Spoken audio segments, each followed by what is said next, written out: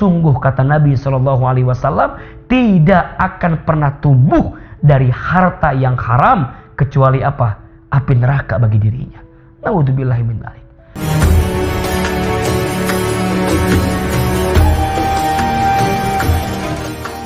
Bismillahirrahmanirrahim. Assalamualaikum warahmatullahi wabarakatuh. Subhanallahi wa bihamdihi, subhanallahil azim, adada khalqihi wa ridha nafsihi wa zinata arsyihi wa midada kalimatihi. Ashhadu an la ilaha illallah wahdahu la syarikalah wa ashhadu anna Muhammadan abduhu wa rasuluhu la nabiyya ba'dah. Allahumma salli wa sallim ala rasulillahil karim sayyidina wa syafi'ina wa maulana Muhammadin sallallahu alaihi wasallam wa ala alihi wa ashabihi wa man tabi'ahum bi ihsanin ila yaumiddin, amma ba'du. Alhamdulillah, segala puji dan syukur kita haturkan, suguhkan hanya kepada Allah Subhanahu wa taala. Dialah Allah yang menghidupkan kita. Dialah Allah yang mengatur setiap kehidupan kita. Dialah Allah yang memberikan rizki kepada kita. Dan dialah Allah tempat kembali kehidupan kita. Mudah-mudahan kita senantiasa menjadi hamba Allah yang terus meningkatkan iman dan ketakwaan kita kepada Allah, sehingga kita kelak kembali kepada Allah dalam keadaan husnul khatimah. Shalawat serta salam semoga senantiasa tercurah limpahkan kepada Nabi besar Muhammad sallallahu alaihi wasallam. Semoga kita semua senantiasa diberikan kekuatan untuk istiqomah di jalan sunnah Rasulullah sallallahu alaihi wasallam. Tidak sedikit di antara kita yang mengalami kegelisahan dalam urusan rezeki. Ada yang stres, ada yang frustasi, bahkan na'udzubillah ada yang menghabiskan hidupnya dengan cara bunuh diri karena sibuk mikirin rezeki. Padahal kalau kita bicara tentang rezeki, maka kita tidak boleh khawatir dengan rezeki. Kenapa?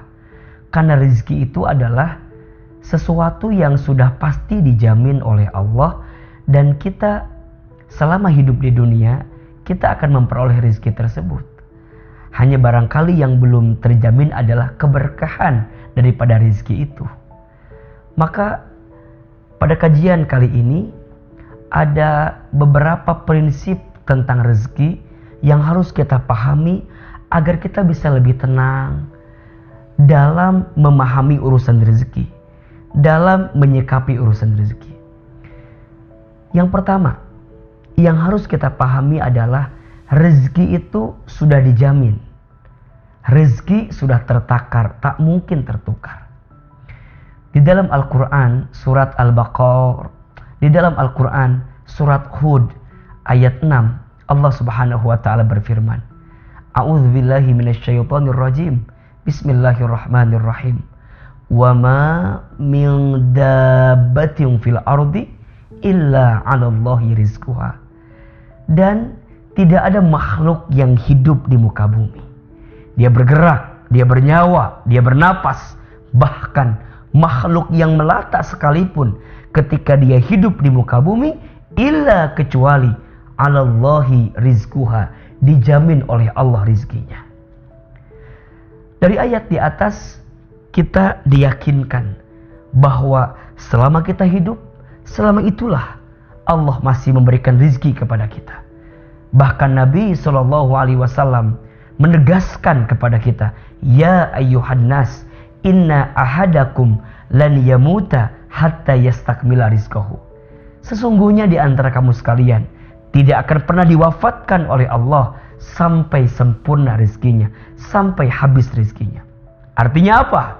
Artinya selama kita masih diberikan kesempatan hidup, bisa bernafas, bisa bergerak, maka di saat itu masih ada catatan rezeki yang Allah siapkan untuk kita, yang Allah berikan kepada kita. Maka kita tidak boleh khawatir tentang rezeki, Tidak boleh gelisah tentang rezeki. Karena rezeki adalah sesuatu yang sudah pasti. Yang sudah dijamin oleh Allah. Dan selama kita hidup, maka selama itu pula lah Allah masih hadirkan rezeki untuk kita. Yang kedua, rezeki harus dijemput. Walaupun rezeki sudah dijamin, tapi mohon maaf, kita diperintahkan oleh Allah untuk menjemput rezeki tersebut. Sebagaimana di dalam Al-Quran, surat Al-Baqarah ayat 168, Allah Subhanahu wa taala berfirman, A'udzu billahi minasyaitonir rajim, ya ayyuhan nas kulu mimma fil ardi halalan thayyibah. Wahai manusia, carilah, makanlah, dapatkanlah apa yang Allah rizkikan kepada kamu sekalian yang ada di muka bumi dengan cara yang halal, dengan cara yang baik. Maka perintah berikhtiar itu, perintah berusaha itu adalah merupakan kewajiban kita kepada Allah. Kelak kita akan dihisab apabila kita tidak berikhtiar, apabila kita tidak berusaha. Kenapa? Karena itu bentuk kewajiban kita kepada Allah. Hanya catatannya adalah ketika kita berikhtiar, carilah yang halal, carilah yang baik. Kenapa? Karena yang halal itu menenangkan. Yang halal menyehatkan. Yang halal bisa mengantarkan kemuliaan. Halal itu bawa kebaikan bagi kita. Maka hati-hati ketika kita mengambil yang tidak halal.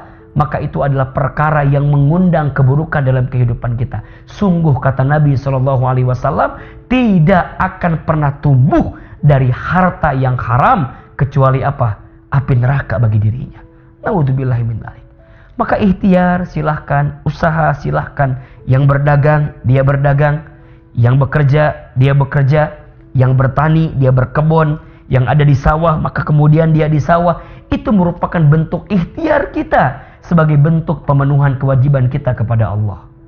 Sebagaimana Allah sampaikan dalam ayat lain, surat Al-Mulk ayat 15. Apa kata Allah? Huwallazi ja'ala lakumul arda zalulan famshu fi manakibiha wa kulu min rizki wa ilaihin nusyur.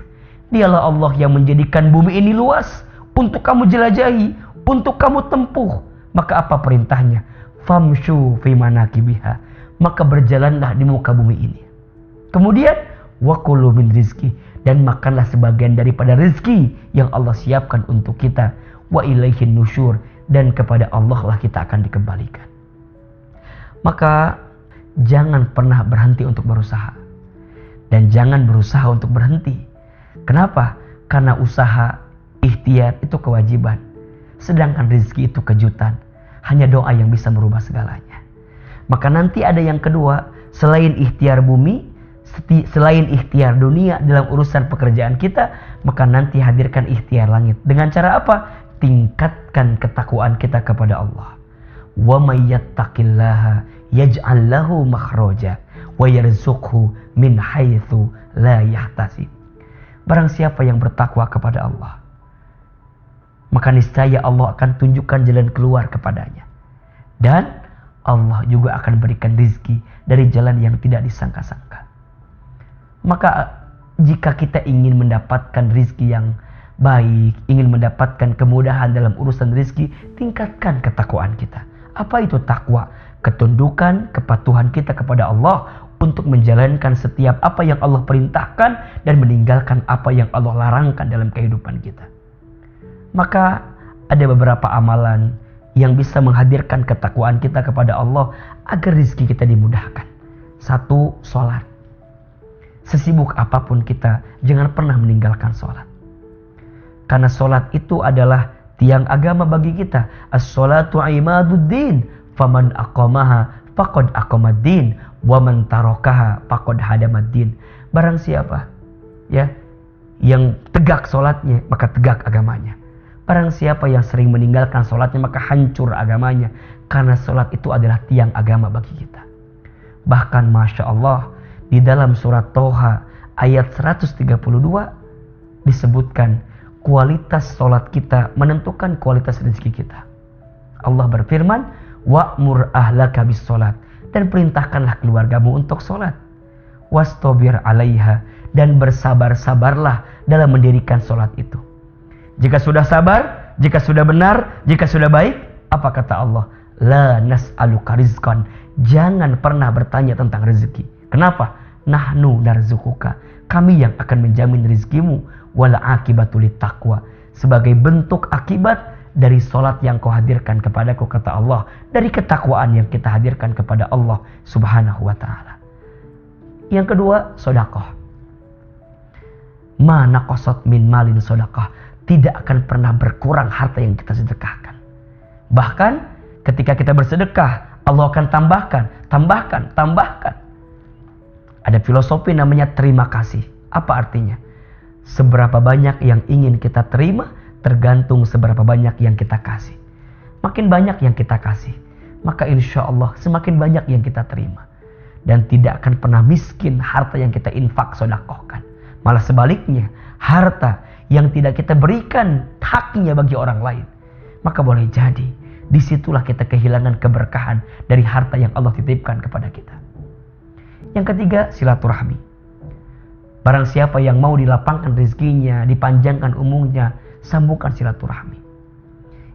Itu di antara 3 amalan yang bisa menguatkan agar ketakwaan kita kepada Allah semakin meningkat sehingga melancarkan rezeki bagi kita. Yang ketiga yang harus kita pahami tentang rezeki adalah jangan membatasi rezeki pada urusan yang sifatnya materi atau dunia saja. Rezeki Allah itu luas dan banyak. Rezeki Allah itu berlimpah. Kalau kita belajar ilmu tasawuf, ada 4 tingkatan rezeki. Yang pertama, ada rezeki yang paling rendah, itu harta. Yang kedua, ada rezeki yang paling tinggi, itu sehat walafiat.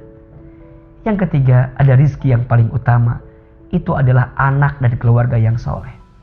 Dan yang keempat, rezeki yang paling sempurna. Apa itu? Saat kita mendapatkan ridhonya Allah subhanahu wa ta'ala.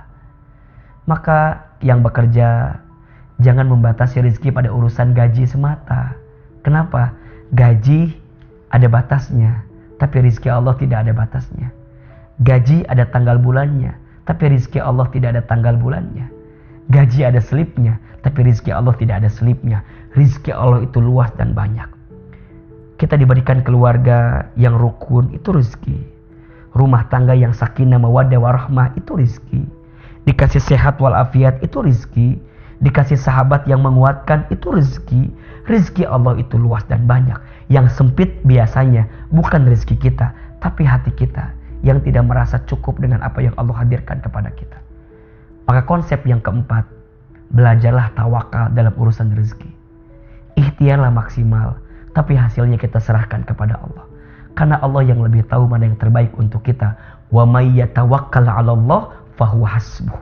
Dan barang siapa yang bertawakal kepada Allah, maka Allah akan cukupkan bagi dirinya. Masya Allah. Mudah-mudahan kita bisa lebih tenang dalam memahami urusan rezeki. Ada 4 prinsip atau ada 4 konsep tentang rezeki yang harus kita pahami agar kita lebih tenang dalam urusan rezeki. Yang pertama, rezeki sudah dijamin. Yang kedua, rezeki harus dijemput. Yang ketiga, rezeki harus dipahami secara lebih luas. Bukan tentang seberapa yang kita miliki, tapi tentang nikmat yang bisa kita rasakan. Itu rezeki. Bukan tentang apa yang kita miliki, tapi tentang rasa yang bisa kita nikmati. Itu rezeki. Dan yang keempat, belajarlah tawakal dalam urusan rezeki. Barang siapa yang bertawakal kepada Allah dengan sebenar-benarnya tawakal dalam urusan rezeki, maka dia akan mendapatkan rezeki seperti seekor burung yang keluar di pagi hari dalam keadaan perutnya kosong dan pulang di malam hari atau di sore hari dalam keadaannya perut yang kenyang. Mudah-mudahan Allah anugerahkan kepada kita rezeki yang berkah, rezeki yang halal, rezeki yang thayyib, dan dengan rezeki itu bisa mengantarkan kita lebih dekat dan taat kepada Allah Subhanahu wa taala. Mari kita angkat kedua telapak tangan kita. Semoga doa yang kita panjatkan bisa menjadi doa yang menguatkan. Allahumma inni as'aluka ilman nafi'an wa rizqan wasi'an wa amalan mutaqabbala. Allahumma qfini bihalalika an haramika wa aghnini bifadlika amman siwaka. Ya Allah, cukupkan aku dengan yang halal dan jauhkan aku dari yang haram. Ya Allah, kayakan aku dengan karuniamu daripada aku bergantung kepada selainmu.